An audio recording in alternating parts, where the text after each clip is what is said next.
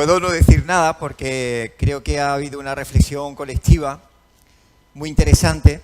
Quiero decir en primer lugar que estoy encantado de estar aquí compartiendo un acto de reflexión política. También deciros, porque me lo habéis transmitido mucho y en fin, una muestra de cariño que yo quiero devolver, que me encuentro bien de salud, que quizás sea lo más importante.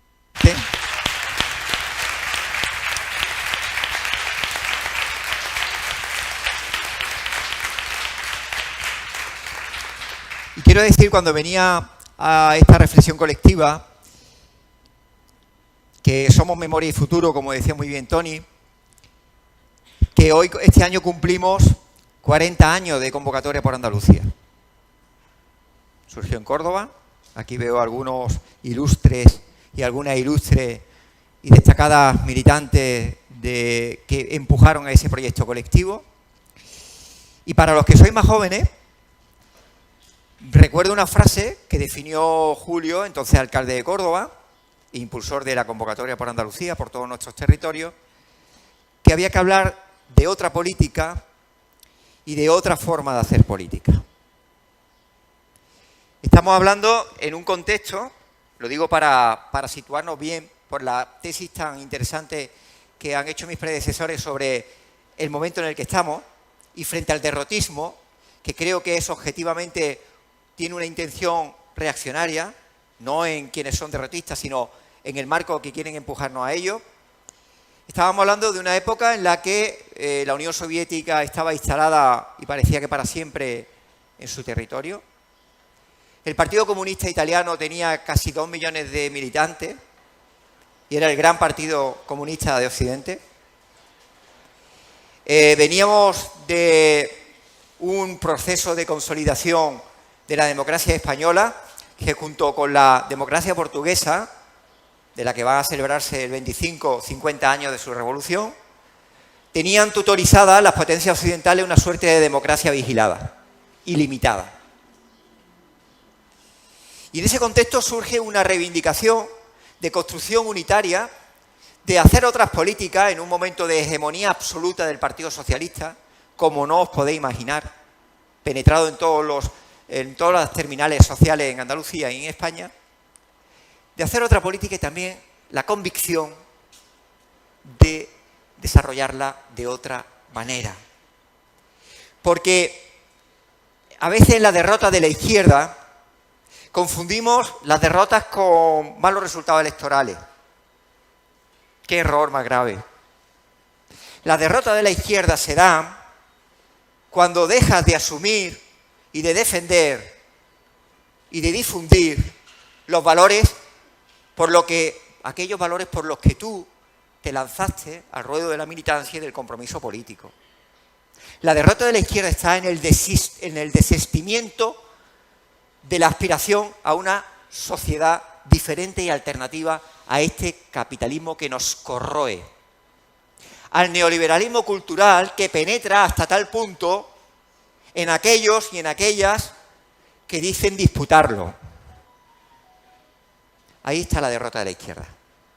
No en los malos resultados, o mejores o peores de cada coyuntura.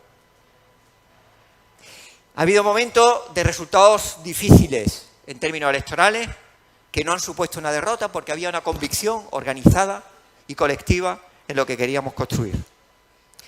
Y ha habido momentos de aparentes éxitos electorales, que no hay que desdeñar para nada, que fueron cimientos de una derrota en términos políticos.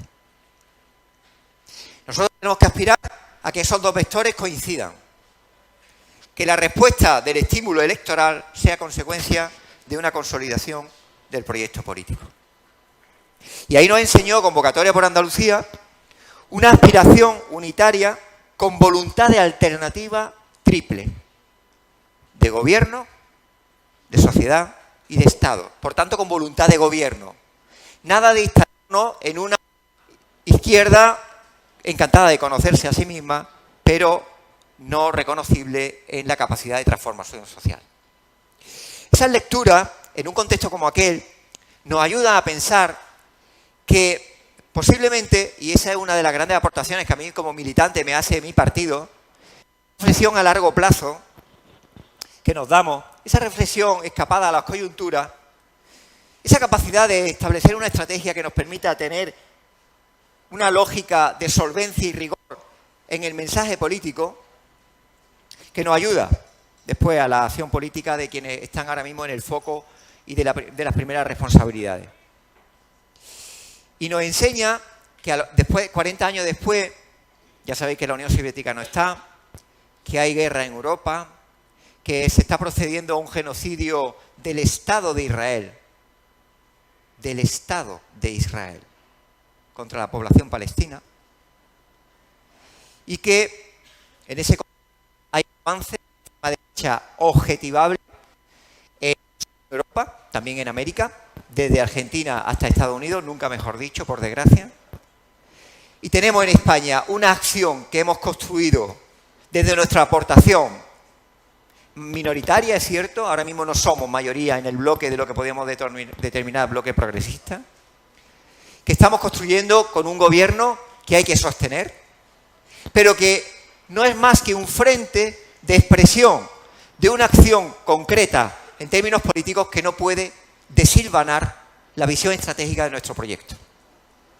O lo que es lo mismo, es un frente, como tenemos otros gobiernos de coalición en el ámbito local, como tenemos gobiernos reales en el ámbito local, que forman parte de nuestra acción, que coadyuva, que ayuda a llegar a cumplir nuestras aspiraciones de transformación social, pero que no pueden estar condicionadas para seguir desarrollando nosotros en un más allá las reflexiones políticas, que no nos hipotequen las reflexiones políticas.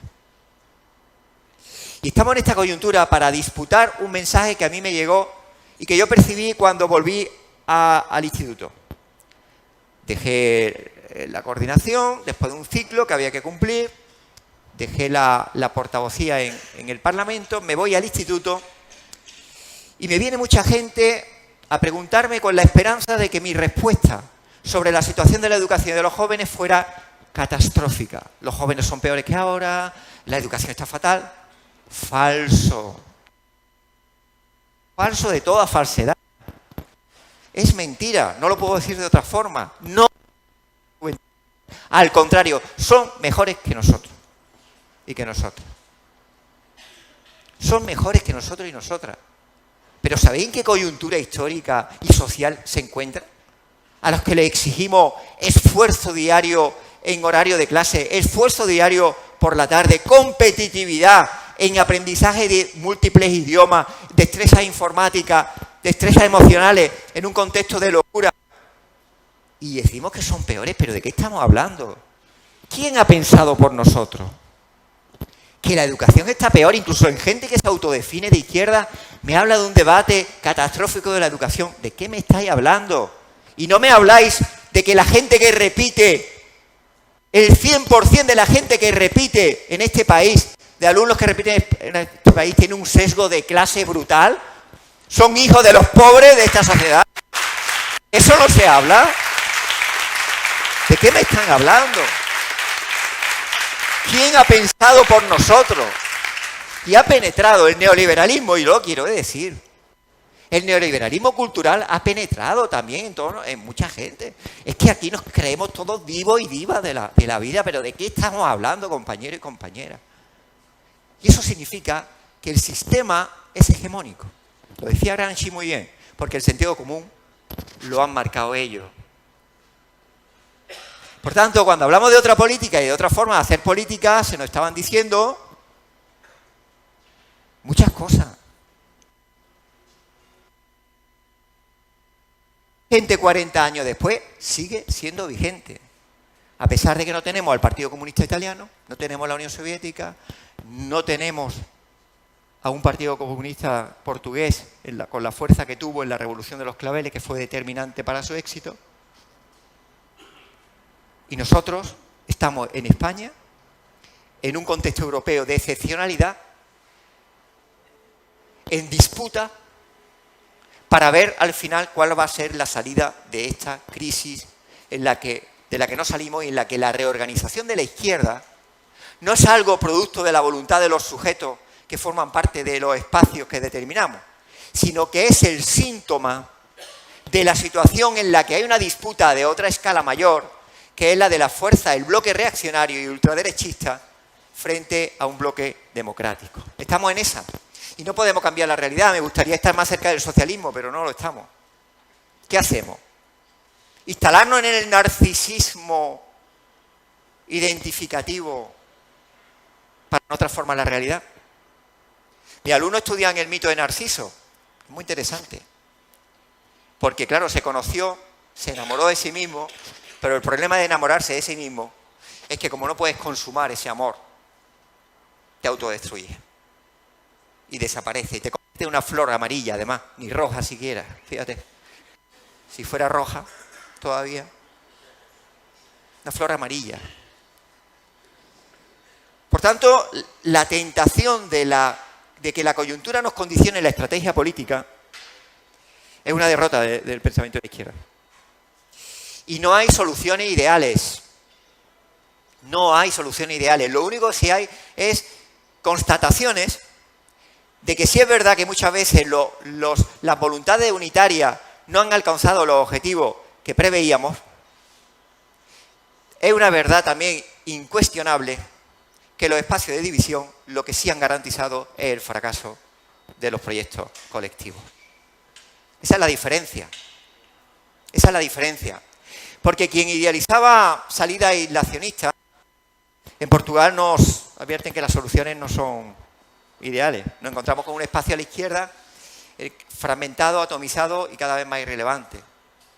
En Italia pasamos de un partido comunista que disuelve la élite del secretariado un fin de semana refugiados en un monasterio benedictino, que deciden que el Partido Comunista tiene que desaparecer, sin reflexión, sin consulta, sin político, y mirad lo que hay 30 años después. La extrema derecha, la Abascal de Italia gobernando.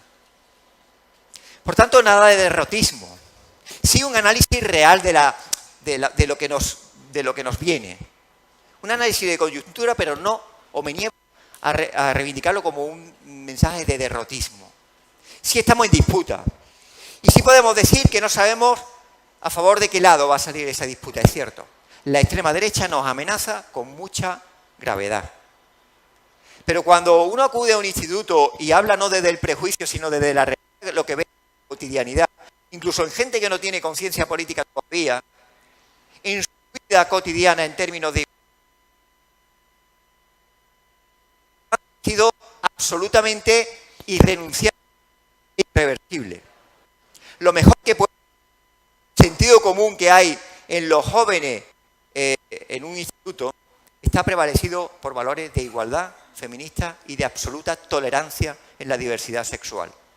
Y cuando yo estudié no pude decir lo mismo. Y eso tiene consecuencias emocionales en mi vida y soy producto de ello. Igual que la tienen en los de ahora y son producto de ello. Por tanto, y me dice, no, es que hay chicos de Vox. Pues claro, es que son producto, y así lo leo dialécticamente, si se me ha enseñado un poco de marxismo y bien, y yo lo he aprendido bien, que es que los avances generan reacciones. Es más, que las reacciones son producto de los avances objetivos. ¿O es que se va a quedar la extrema derecha y la derecha quieta ante los avances o a los avances laborales? Es de una ingenuidad que no puede formar parte de nuestra reflexión política, sinceramente. Puede serlo en proyectos adanistas, que se han dado mucho en esta década, pero no en nosotros. ¿Verdad? ¿Y qué nos ha enseñado esta década? También habrá que analizarla. ¿Sabéis lo que nos ha enseñado en términos de articulación política? Que no se han creado mejores instrumentos que articulen organizada y políticamente instrumentos de transformación y de cambio. Eso es lo que nos ha enseñado. ¿Podía haberlo hecho? Estuvimos a la expectativa. Estuvimos a la expectativa. Asumimos con humildad que a lo mejor éramos un techo límite y que no habíamos diagnosticado nuevas fórmulas que podían canalizar nuevas formas de articulación política. Dejamos y escuchamos. 10 años después, la realidad, como decía un brillante político que ahora no está en activo, la política son hechos, nos demuestra que no ha habido fórmulas mejores de organización y de articulación de un espacio democrático con voluntad transformadora y con creación de conciencia. Y por tanto, de esas lecciones, seguimos avanzando en un contexto que no podemos perder de vista. Estamos en España y yo como docente os puedo decir, el gobierno de España me protege del proceso reaccionario en política educativa que está llevando el gobierno andaluz. ¿Y eso por qué? Porque estamos interviniendo en un proyecto de progreso que frena el desmantelamiento de la educación pública y el fortalecimiento, atención, de una enseñanza clasista, segregadora, despectiva del componente social que tiene todo proceso educativo y que basa la igualdad en el rendimiento académico, como si todos tuvieran las mejores condiciones de estudio, de bagaje y recursos culturales, de espacios en sus casas para afrontar con éxito un rendimiento académico como símbolo de la calidad educativa. Y gracias al Gobierno de España, donde combatimos con política y teniendo en cuenta la correlación de fuerzas, estamos frenando los avances de desmantelamiento de la educación pública. Y a mí me interesa mucho, porque soy testigo, mañana lo sigo siendo con mis clases, de cómo la realidad social es la que determina el éxito académico. No os equivoquéis, esa es la meritocracia, pura mentira. Es el origen.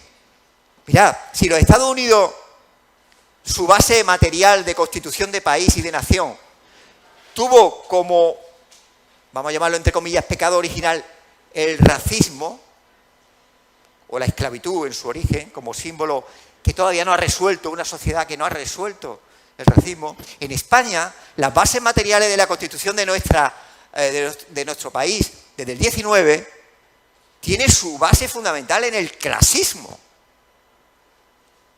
Y el clasismo, el que determina la contradicción fundamental que tenemos como país, que se mezcla con una tensión en ese clasismo y en esa élite extractiva, de una tensión entre la élite extractiva centralista, que en su origen eran castellanas aliadas con los vascos y terratenientes, y la burguesía catalana. Y que cuando se rompe esa, se responde con una respuesta, se responde con un estímulo en clave de fuerzas políticas que se sienten, de fuerzas políticas burguesas que se sienten marginadas de la extractividad del país y que por tanto tienen que tener una especie de contrapeso. El ejemplo más claro, el papel de la burguesía catalana con la esclavitud y la posición en la guerra de Cuba.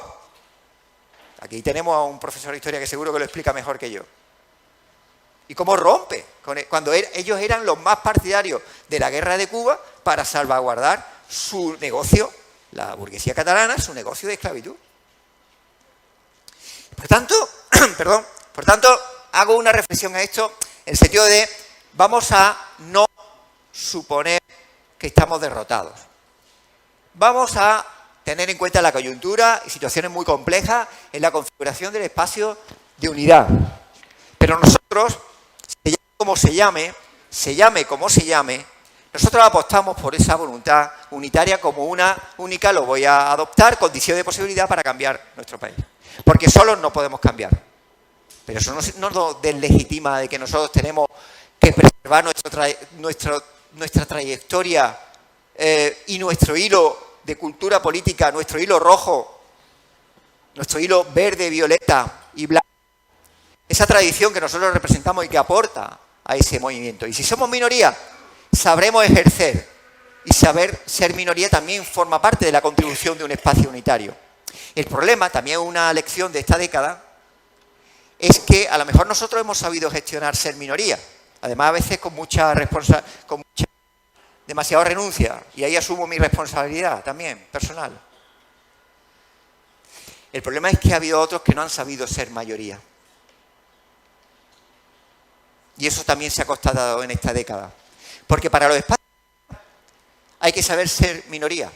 Y eso no quita que contribuyamos a seguir construyendo la unidad. Somos minoría, así lo decía la gente, no pasa nada. El problema es que quien sea mayoría no sepa gestionar desde esa mayoría esos espacios de unidad.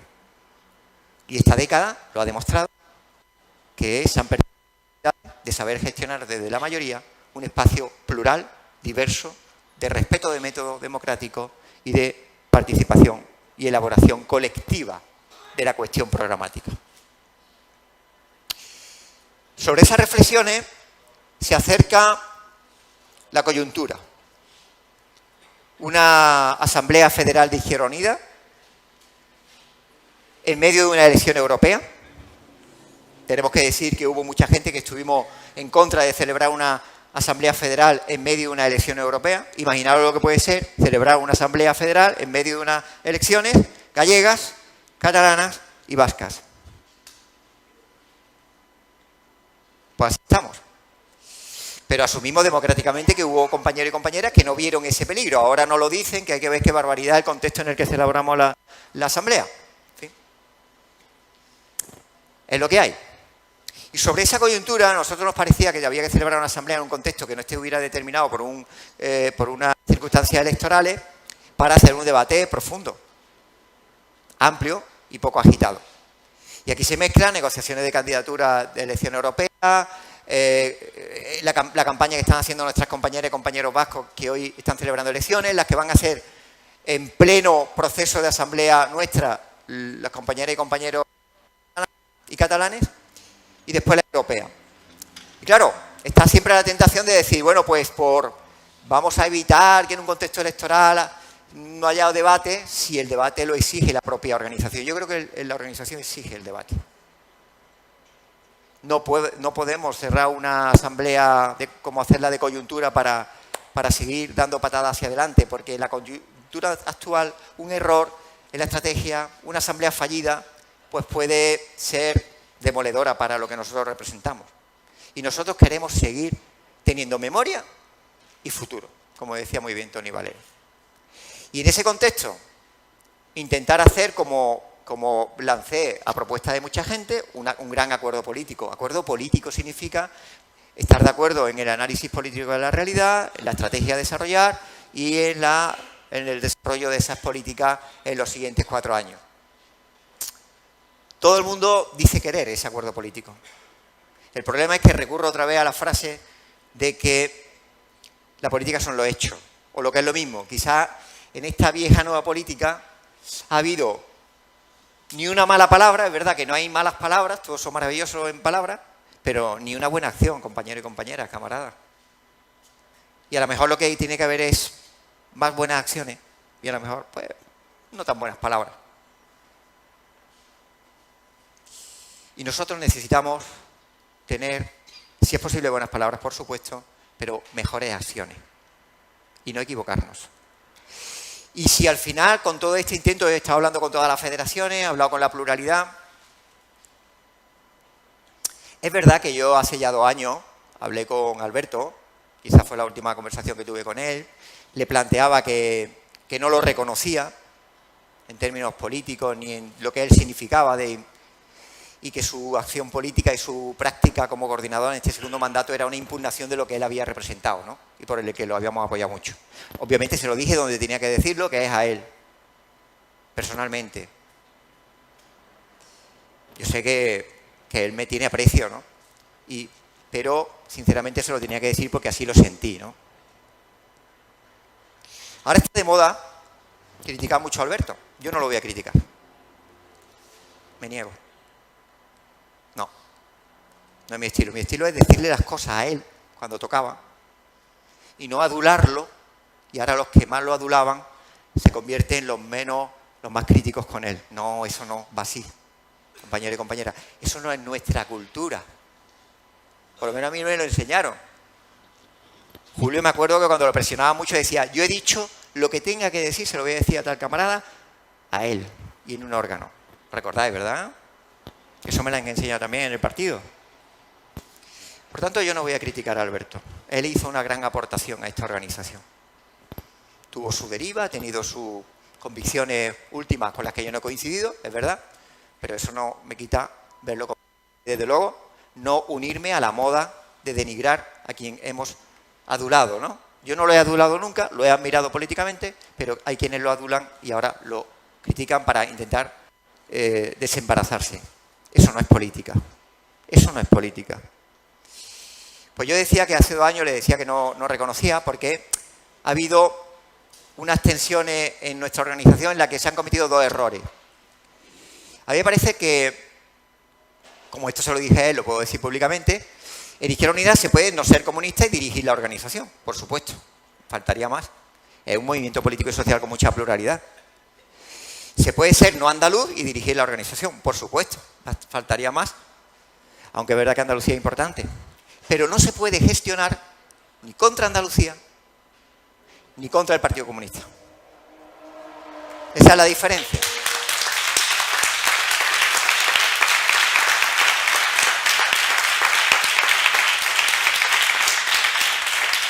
Y yo quiero recuperar esa federalidad y ese abrazo de espacio en nuestra organización y enlazarla con el debate español en nuestro país.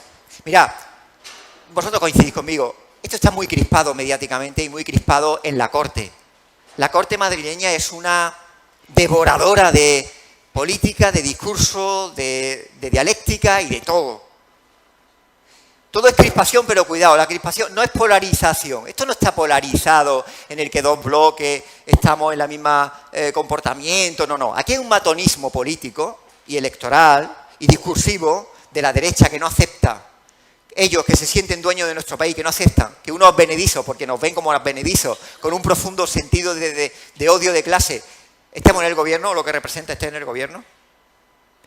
Y la derecha igual. No. Aquí hay una derecha matona, que insulta, que destruye civilmente a la gente, que interviene en sus vidas, que avisa a navegantes de a dónde te vas a meter y el precio que vas a pagar si te metes en política, porque mira lo que le han pasado a estos compañeros y compañeras. Y después estamos quienes hemos teorizado que en un principio había que contenerse y ahora, como muy bien decía Toni Morilla, no podemos dedicarnos a preservar o ser los que nos vean como los defensores de un statu quo que tampoco es justo.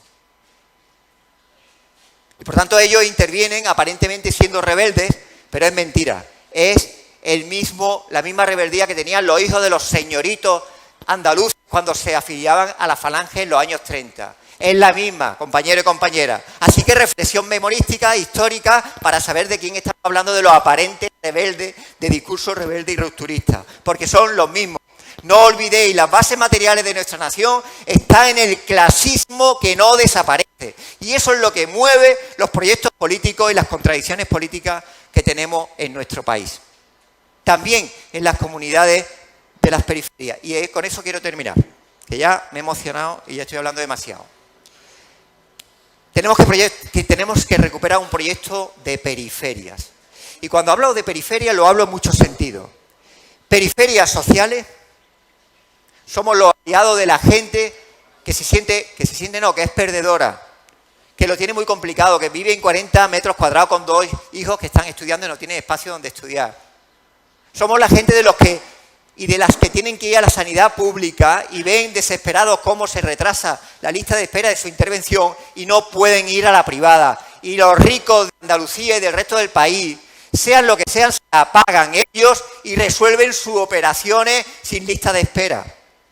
Somos los que defendemos a las periferias laborales, a quienes no tenían seguridad en el trabajo.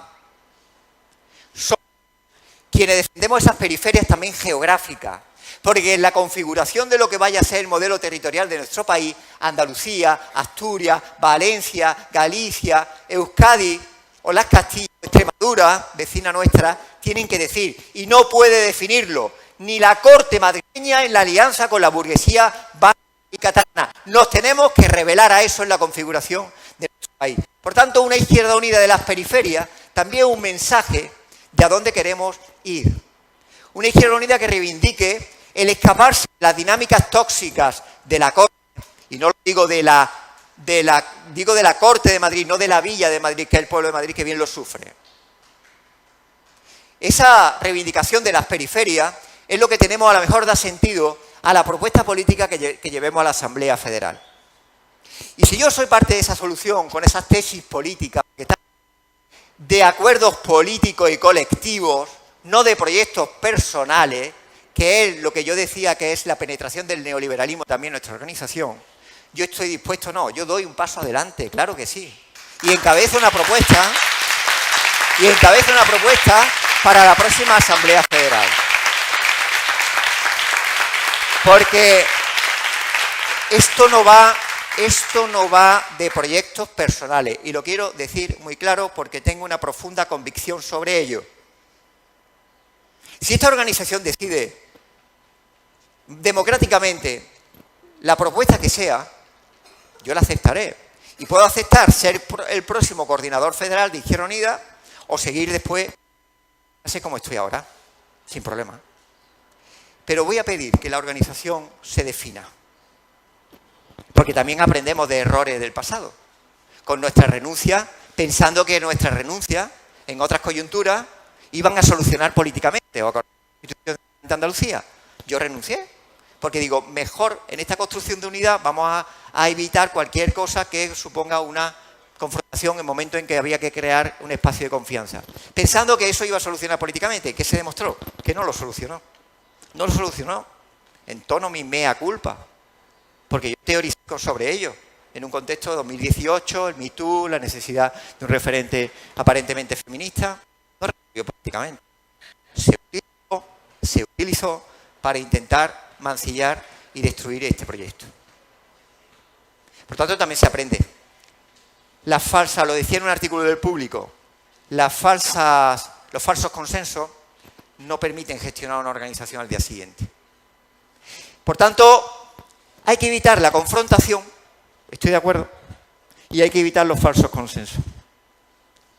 Y apelar a la organización para una clarificación política.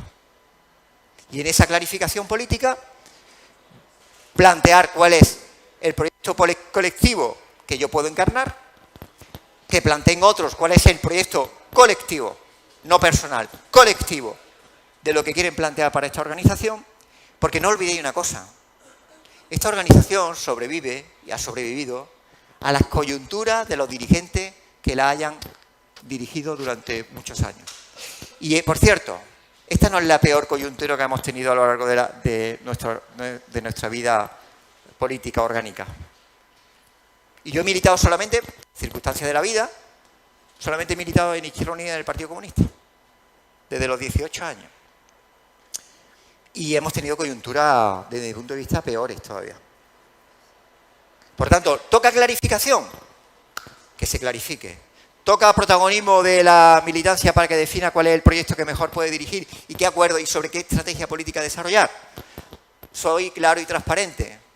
Y, por tanto, desde esa apuesta colectiva, damos un salto, afrontamos ese escenario de clarificación y de ahí, si hay un debate honesto y limpio en el proceso asambleario, saldremos más fuertes, sin lugar a dudas, pero desde la clarificación política, de antes y de después de la celebración de la asamblea.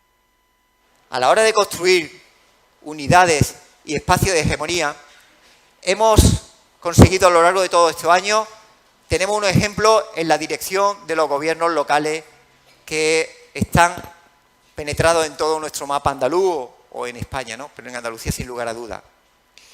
Aquí tenemos a nuestro alcalde de Carcabuey, ¿no?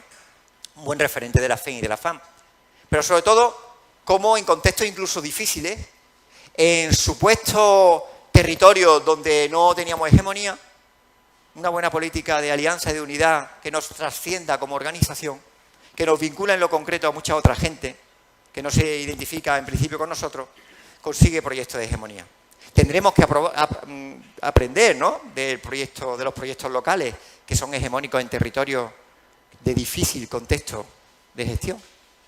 Y son elementos de ayuda que deben ser relevantes y muy destacados en la nueva etapa, desde mi punto de vista, que toca en Izquierda Unida. ¿Y sabéis por qué? Porque tenemos 3 responsabilidades, y con esto termino.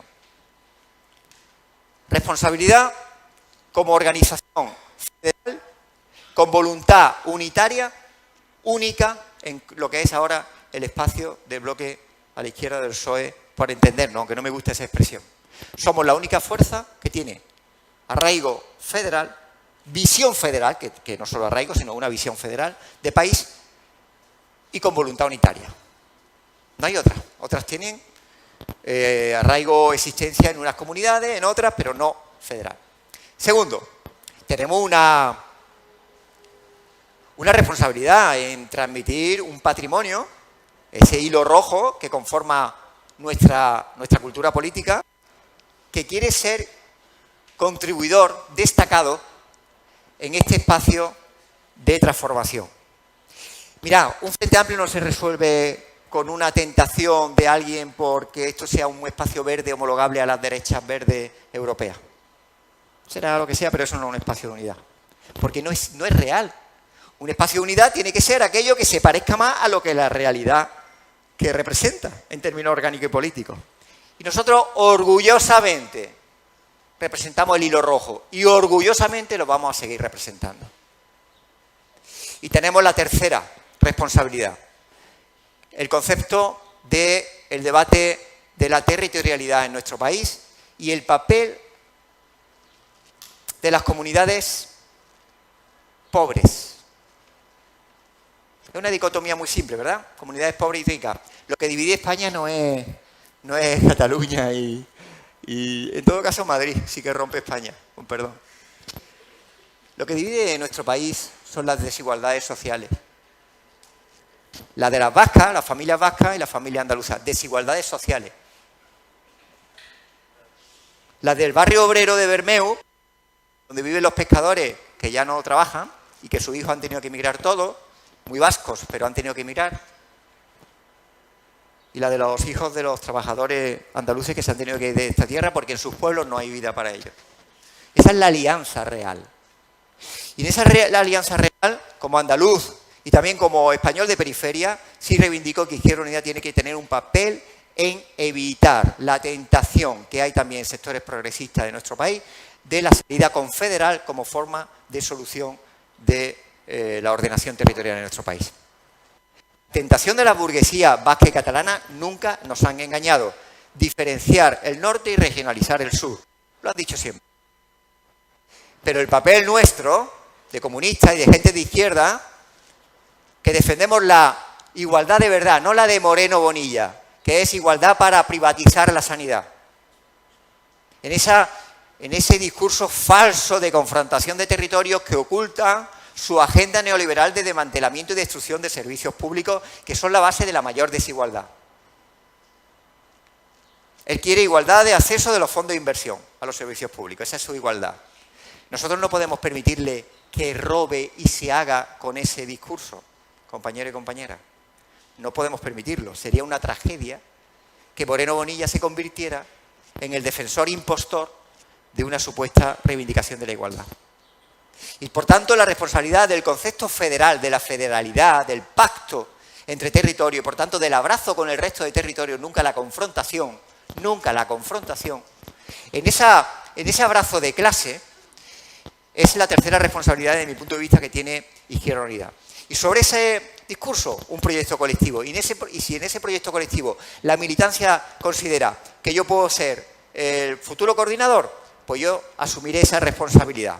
No porque me guste especialmente en esta etapa de mi vida, no se trata de eso. Pero solamente lo podéis entender, y lo podemos entender, quienes militamos en la organización. Quienes nuestra formación sentimental, emocional, personal, ha estado derivada siempre por la organización. Entonces hay cosas que a lo mejor no se entienden racionalmente, porque podría decir, bueno, pues lo tranquilo que está en su clase y tal. Pero hay elementos que trascienden eso y que no se explican a lo mejor racionalmente, ¿verdad?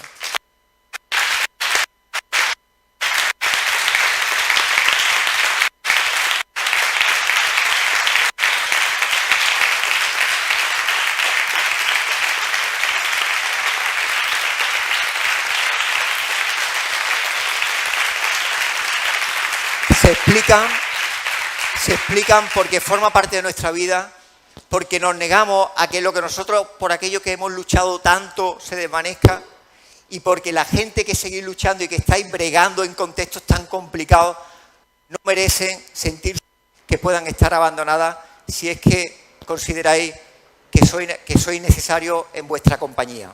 Por esas cosas que vosotros sí la entendéis.